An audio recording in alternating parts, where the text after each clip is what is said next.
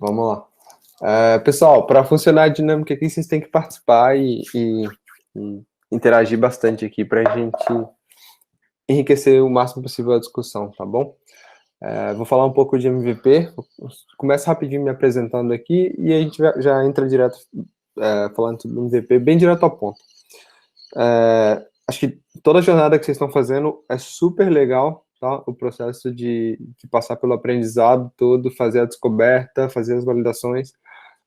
E depois que vocês entenderem as dores que vocês vão endereçar, é hora de começar a pensar um pouco sobre o que a gente consegue entregar, né, para poder realmente resolver essa dor. E é disso que a gente vai estar falando um pouco aqui. Então vamos lá. Falando de MVP um pouco, deixa eu me apresentar. Eu sou o André Nunes, hoje eu trabalho como arquiteto de software, tenho uma formação em engenharia da computação também, mas hoje eu trabalho com consultoria, com transformações digitais. Então, construir MVPs para grandes companhias é o que eu faço no dia a dia, e pensar em toda a estratégia que vai ao redor disso, né? Porque é sempre importante, eu sempre destaco quando a gente tem essas discussões, de que a gente não deve estar construindo produtos por construir os produtos, tá? Então, o aspecto de centrar essa discussão sempre no usuário e centrar sempre na dor é o que faz a gente criar produtos que faz com que as pessoas se apaixonem por eles, o que faz a gente criar produtos que tenham sucesso, né? Só para destacar aqui, eu sempre brinco que acho que minha jornada nunca seria completa, né? E o que me trouxe até aqui são as diversas coisas que eu faço. Então, um negócio que é muito parte de mim, por mais que eu tenha a maior parte do meu tempo dedicado ao trabalho, dedicado à consultoria, acho que música, esporte, várias outras coisas também são fundamentais na minha trajetória e eu acho que enriquecem demais o nosso conhecimento, tá? Então, eu nunca me apresento sem comentar sobre essas coisas. Indo direto para a nossa discussão de MVP, essa hora que eu já começo a contar com a participação de vocês aí, tá? Então, alguém se arriscaria a dizer o que é MVP, o que pode ser MVP?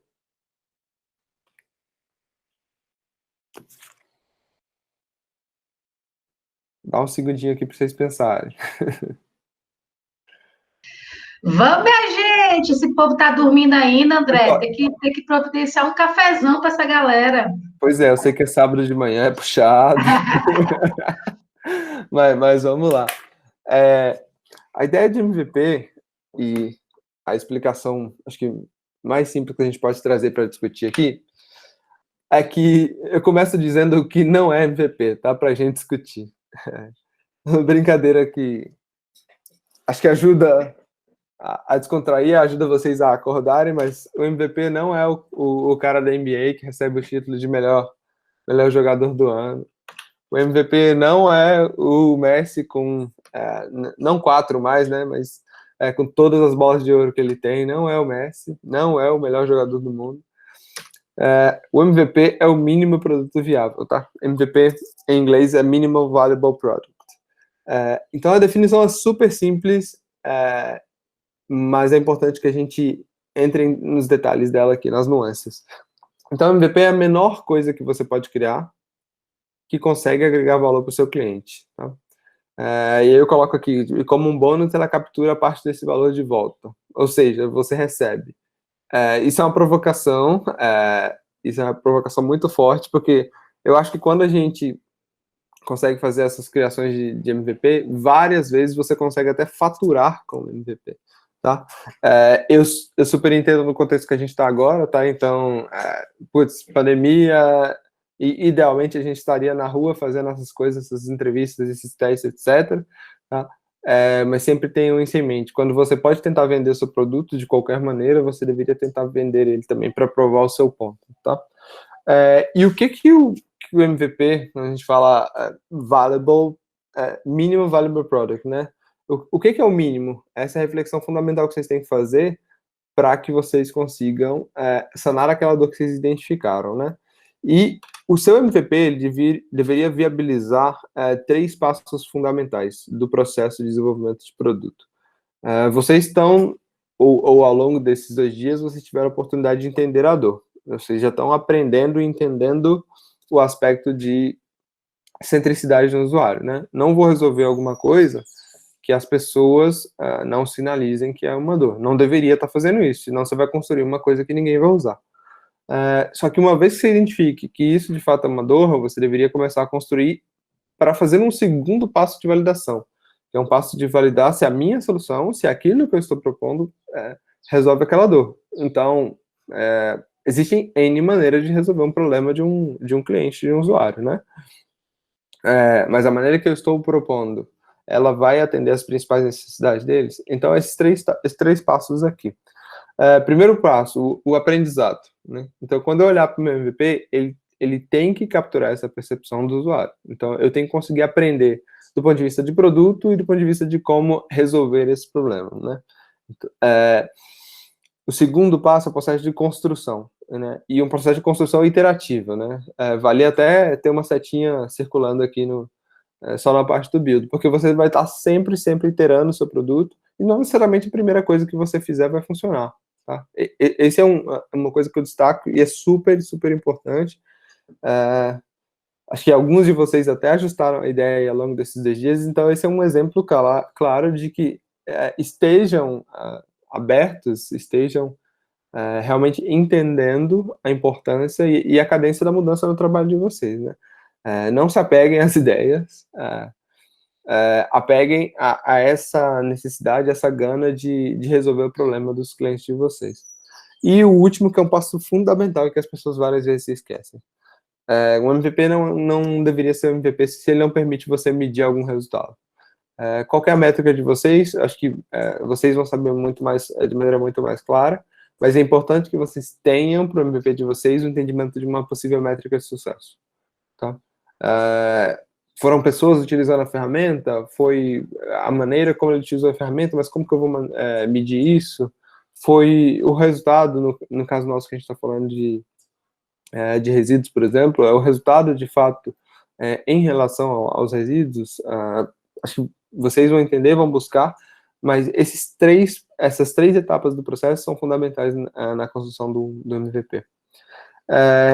E o outro ponto fundamental aqui é que vocês deveriam estar fazendo isso de maneira rápida, sempre construindo, medindo, aprendendo, construindo, medindo, aprendendo. Os 3 passos devem acontecer em janelas curtas, para que vocês tenham cada vez mais a oportunidade de convergir para coisas que façam sentido, tá?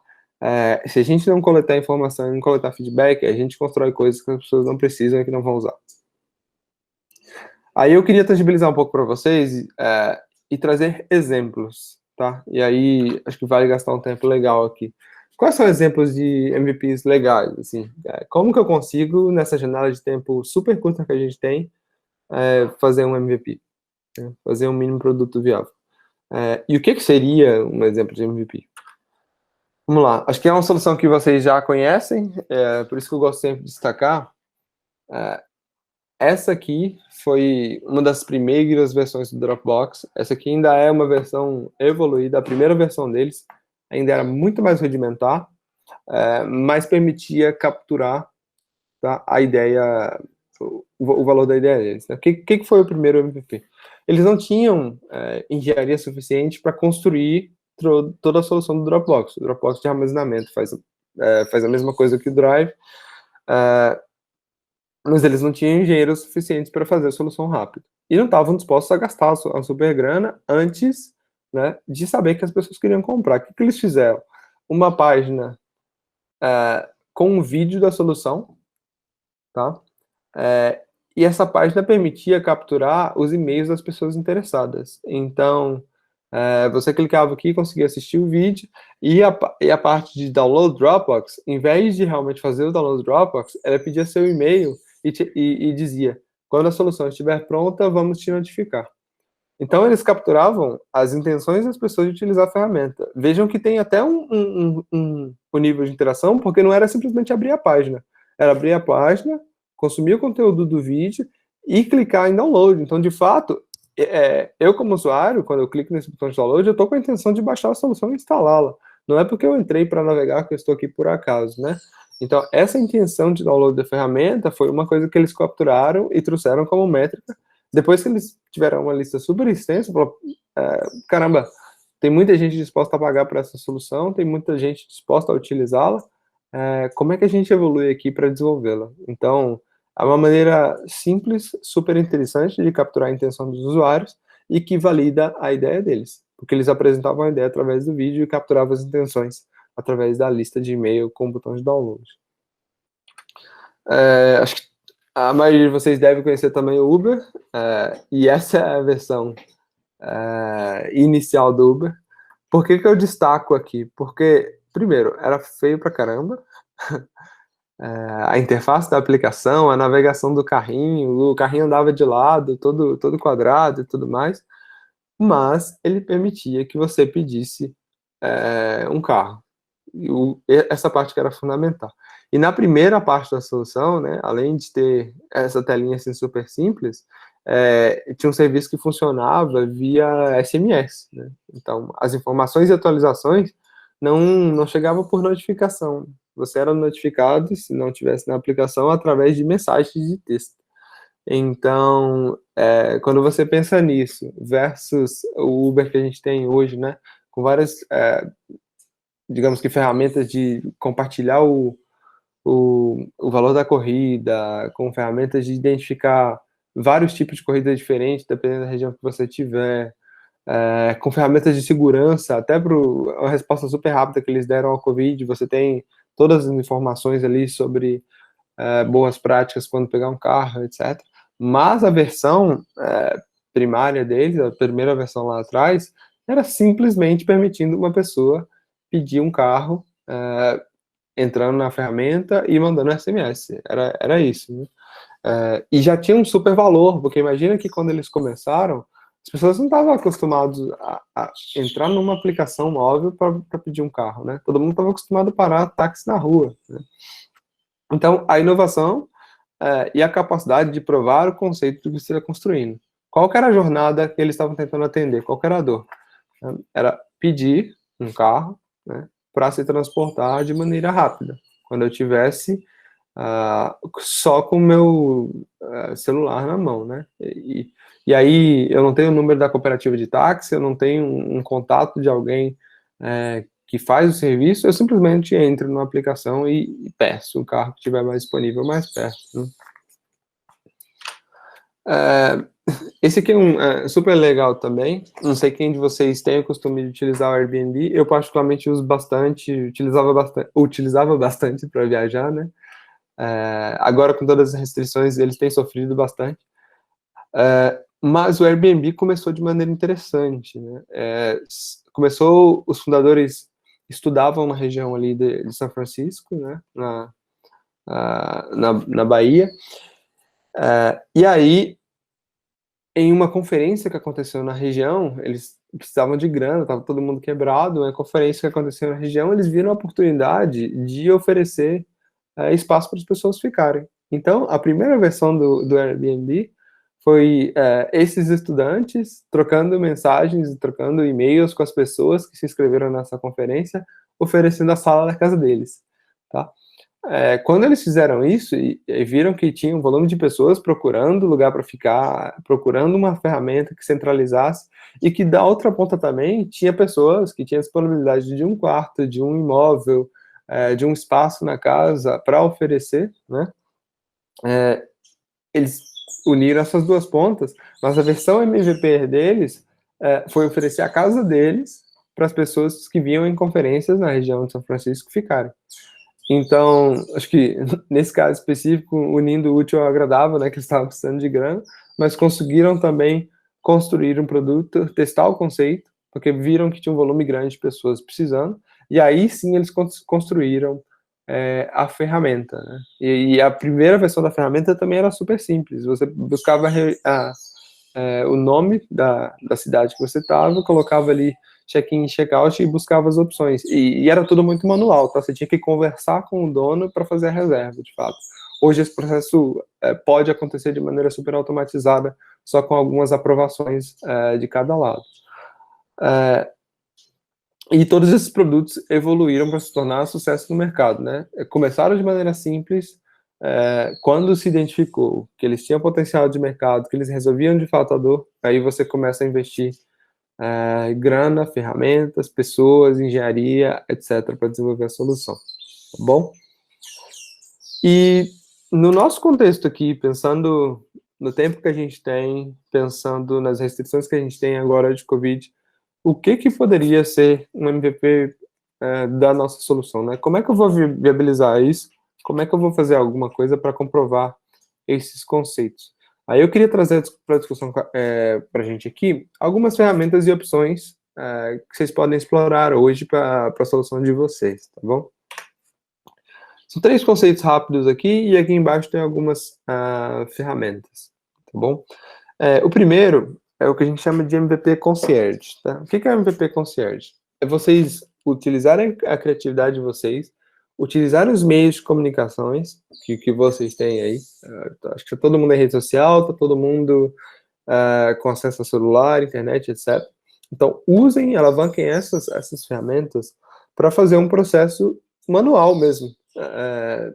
Como que você consegue apresentar o conceito de vocês de maneira manual, utilizando as ferramentas que vocês têm agora como time? Seja ferramentas de comunicação, seja ferramentas mesmo de trabalho que vocês vão utilizar, e façam o processo acontecer. Então, vocês se desdobram aí, executam a tarefa de maneira manual para mostrar como ela estaria entregando valor para um usuário, tá? Importante destacar no MVP Concierge que normalmente ele não é escalável, porque ele tem uma dependência muito grande das pessoas, mas ele deveria conseguir provar a solução de vocês. Vou trazer um exemplo aqui para ilustrar.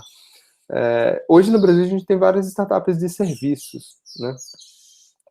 E o processo acontece hoje todo muito automático. Você entra na plataforma, digita uma solicitação lá para um tipo de profissional, esses profissionais aparecem listados e você já é direcionado para um deles para fazer o pagamento, e no outro dia o cara está na sua casa. Várias startups que começaram com esse modelo de negócio, quando fizeram o MVP delas, elas tinham um modelo em que os fundadores faziam o próprio serviço, porque eles queriam provar o conceito. Então imagina,